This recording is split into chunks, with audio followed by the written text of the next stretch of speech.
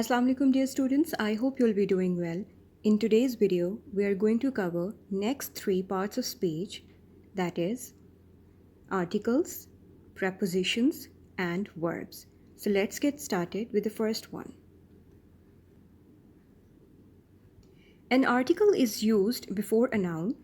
It is also a defining word. It enhances or specifies a noun. Articles are divided into definite and indefinite articles. The is the definite article, whereas a and an are the indefinite articles. For example, I need a dictionary. Now here, dictionary is a noun and a is specifying the particular word dictionary. Whereas dictionary is a common word. It is not a specific word. And if a word or a noun starts with a vowel, we use an before it. Whereas the definite article is called the, which specifies a particular noun. For example, dictionary needs to be in English. Now here, this dictionary has become specific because we are talking about that it needs to be in English. Whereas the is the definite article which specifies the simple word dictionary and has made it particular. Now there are a few rules that we need to follow when we use the definite article. For example, when we speak of a particular person or a thing, we use the before it. For example, he has gone to the canal for a walk. Now, it is that particular canal where he is going for a walk. The definite article is also used before a singular noun that represents a whole class. For example, the dog is a faithful animal. Now here, dog is representing the whole class of dogs because it is a quality or a trait that is being associated with the dog. So that is why it is representing the whole class and we will use the before it as definite article. It is also used with the names of rivers, seas, oceans, groups of island and mountain ranges. For example, the Indus is the longest river in Pakistan, etc. It is also used before the names of books and newspapers. It is also used before common names which are names of unique things. For example, the moon shines in the sky. Now here, moon is a specific noun which is made specific by using the definite article. Dear students, there is an exercise on page number 59. You are supposed to fill it and to do practice the concept. Now let's move to the next part of speech, that is preposition. The preposition shows the relationship between a noun or a pronoun or to another word. They can indicate time, place or relationship. For example, at, on, in, from, etc. There are a number of prepositions that we use.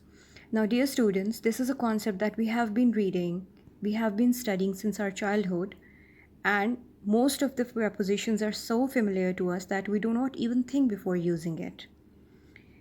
There are a few rules that you have to keep in your mind, that there are the proper combinations of prepositions with the other parts of speech. For example, there is a verb preposition combination, noun preposition combination, and adjective preposition combination. And you cannot change it according to your own vernacular language.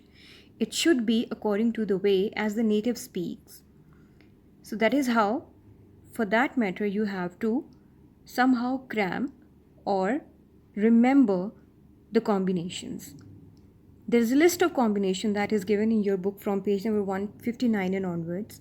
You may take help from your book to find out or to do the particular preposition and the combinations itself. The next part of speech we have is a verb. A verb is an action word that also creates a relationship between a subject and object. It basically tells us the action of what a subject is doing. A verb shows what somewhere a something is doing. For example, go, speak, run, eat, play, live, etc. Now, dear students, we have two major types of verb. One is the action verb, and the second is the linking or a helping verb. A helping verb does the duty of helping a verb because it associates with a verb to give a complete meaning of what a subject is doing. Whereas an action verb tells us the action of a subject, what a subject is doing. There are three forms of verb: present, past, and past participle, or we may also call it first, second, and third form of verb, and we use it according to the type of tense, because a verb shows us tense as well. It tells us the duration, the action that is being taking place in which time.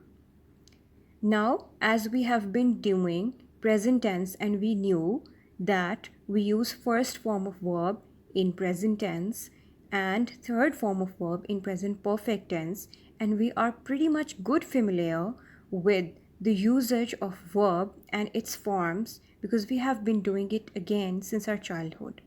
So it would be no more difficult for you to understand the concept of verb.